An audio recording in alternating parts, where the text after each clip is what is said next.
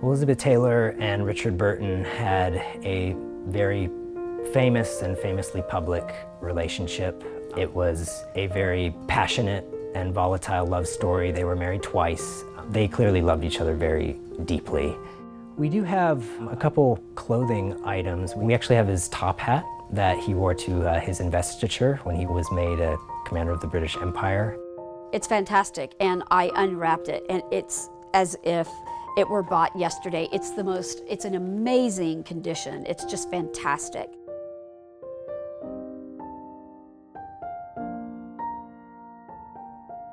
We have a green felt wool cape that she wore to the vestiture for Richard Burton.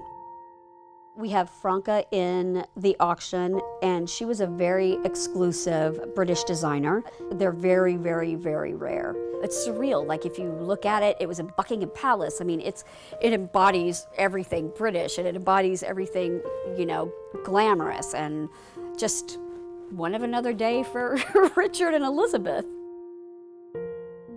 One of the most interesting details about the auction is there is this drawing of Dylan Thomas. The story behind it is very sweet, and I would probably say bittersweet as well. It is a portrait of Dylan Thomas by the artist MERVYN. Richard Burton was a huge, I mean, that was his hero, was Dylan Thomas, and Dylan Thomas died at the age of 40. After Dylan Thomas died, Burton had coordinated an auction to raise money for a plaque to put on, you know, in the Westminster Abbey. Elizabeth was in London at the time performing The Little Foxes on stage. She had just separated with John Warner, her sixth husband.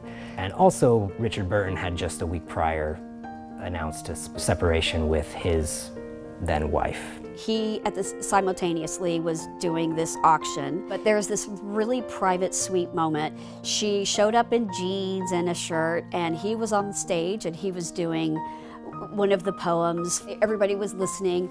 So she comes in and she pops in on stage behind him. The crowd is just like going crazy. And he's reading just like, you know, what's going on? Why is everybody making such a, you know, did I say something wrong? And then all of a sudden he turns around and there's Elizabeth, and she's on her own, like I said, in jeans, and she takes a bow, and then, you know, she says, "I love you," in Welsh, and he said, "Louder, love, louder." And she says it again in Welsh, "I love you," and they exchange, you know, kisses. After the auction, he actually ended up purchasing the drawing. He gave her the drawing. It's the very last present that Burton had given to Elizabeth Taylor. And he would end up dying 2 years later, in 1984.